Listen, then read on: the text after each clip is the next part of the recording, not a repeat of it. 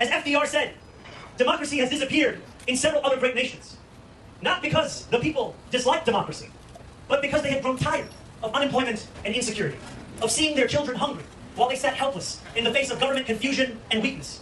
In desperation, they chose to sacrifice liberty in the hope of getting something to eat. All right, guys, so we have a story for you today. It's a story of victory for the time being, but likely defeat over the long run. In the city where radical Muslims 21 years ago brought the entire nation to its knees, New York City Democrats have given victory to a radical Muslim mayoral candidate. So this guy, I believe his name is Zohran Mamdani, was an underdog when he started this race and believed himself that he would never win. But the mechanics of New York City mayor elections allow the opportunity for underdogs to gain more ground than they likely would in other areas or in other elections. And this article we're going to go over today, we'll get to that. But with the numerous examples of destruction that socialist ideals have brought throughout the globe, throughout history, it's amazing that anyone in America would elect a socialist. Yet, this appears to be the case. And we've also seen this before in the city of Chicago, where Mayor Brandon Johnson has all but destroyed that city and reaped the rewards of a 6% approval rate as a result.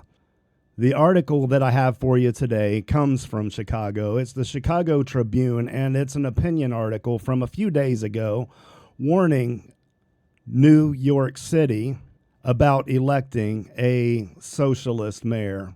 And we're going to get right into that because hopefully New York gets its shit together and doesn't elect this guy as their mayor. As of now, he's gained victory in the Democratic primary for New York City mayor. So the mayor race is still yet to come. He isn't mayor yet, and hopefully the people of New York City will decide to elect a Republican, though I have little hope for that.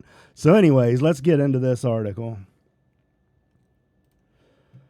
We have here a couple days ago, the Chicago Tribune editorial was written. I think this was the 23rd, and it was the day before this primary election. So, want to know how a socialist mayor would govern New York City? Ask Chicago.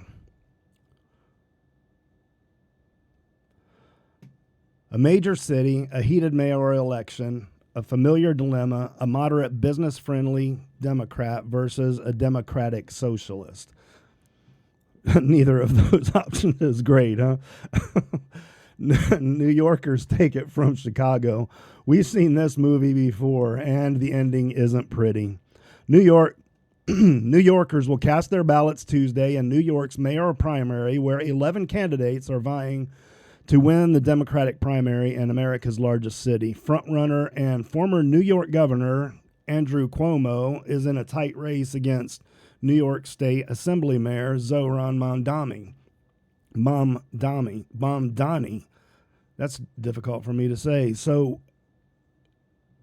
clearly the New Yorkers' choices weren't great either way they go, but I think I would have taken Cuomo again before I elected this guy. But it's not my choice to make. I don't live in New York. Mamdani wants to freeze rents, open city-owned grocery stores. That should work out well. Provide bus service for free. Tax corporations, the 1% and the 1%, and increase the minimum wage to $30 an hour. What could possibly go wrong? Among other left-wing positions that differ greatly from Cuomo. Most of Mamdani's ideas, I'm struggling with that putting those double M's together or something. Most of Mamdani's ideas are shared, at least in principle, by Mayor Brandon Johnson. And there we go, huh? Most of Mamdani's ideas are shared, at least in principle, by Mayor Brandon Johnson. And many of them are popular in blue cities. Don't ask me why. But experience has taught us here that far-left candidates do not make for effective or popular municipal executives in today's stressful economy. Johnson tried to float a $300 million tax hike and failed. He tried to pass a mansion tax that would have hiked the real estate transfer tax and failed. He's built too few affordable housing units for too much money. He's isolated himself from many of the state and federal officials he hopes will come to his financial rescue, and he's done egregious special favors for the people who got him elected. That's how it works, huh? That's the name of the game. Help your buddies. Namely, pushing an incredibly costly new contract with the Chicago Teachers Union. He forced out a highly competent schools chief who wouldn't cow to his desires to borrow recklessly. His city is broke, but he wants to spend more. The list goes on. Johnson's approval rating cratered in his second year, a reflection of how quickly progressive promises collapsed under the weight of governance in Chicago's financial reality. What sounded good in theory has translated into dysfunction driven by fiscal missteps and political inexperience. Brandon Johnson's inexperience probably did play a big part, but also, the socialist ideals sound wonderful if they could work, but they just can't work. And why? Because we're human. We aren't capable of maintaining the methods needed in order to create a so-called socialist utopia. Johnson is one of the most progressive mayors in the U.S., but Mamdani inarguably is yet even more radical. That does not sound great. In the end, the New York mayor race likely will come down to voter turnout. Unfortunately, like most places, voter participation in New York has steadily declined, dropping off from 93% of registered voters in 1953 to 57% in 1993 to just over 20% of registered voters in 2021 mayoral election. A new Marist College poll shows Cuomo leading Mamdani 55 to 45 in a ranked choice tally. Okay, so none of these polls matter now because Mamdani did win. He won the primary. Unlike Chicago's nonpartisan runoff system, New York uses ranked choice voting, allowing voters to list up to 5 candidates in order of preference. See, this sounds weird to me. I've heard some of this, but I've never been involved with an election like that, and it just seems strange to me. If no candidate gets a majority of first choice votes, the one with the fewest is eliminated, and those ballots are redistributed to voters' next choices. This process repeats until one candidate receives more than 50% and is declared the winner. That just sounds like a strange process. I don't understand it. If you understand it and you have a good explanation of how that works and benefits voters, could you please put it in the comments? I'd like to know more about that. We're intrigued by New York's ranked choice process, which offers voters the chance to express their preferences more fully and encourages candidates to pursue broader support than do traditional voting processes. Turnout for the mayoral primary in Chicago was abysmally low. Just 30% of registered voters cast a ballot in the 2023 primary. See, that's a problem we have all across this nation. We have got to turn out to vote. All across this nation, we don't have a clear picture of what people want because people don't go outside, walk to the voting booth, and vote. We need you to vote. We need me to vote. We need us all to vote. 36% of registered voters cast a ballot. That's pathetic. We blame that in part on the city's decision to hold these primary elections during the harshest weather we face all year in the heart of February. Well, if you can get absentee ballots, I don't know. It seems like today there's probably more ways to vote, but if not, find a way there. Get out in the cold and go vote. It's more important than you freezing your butt off for a few minutes. Though vote by mail exists as a remedy for folks who don't wish to brave the cold on their way to the polls. See, that's what I was just saying. If you can vote by mail, there's no excuse not to vote. We can't say, well, it's the harshest. What? Who cares? The mailman will still bring you your election ballot, and you can fill it out and send it back with him right from the comfort of your nice warm home. So do that. Get your vote out there.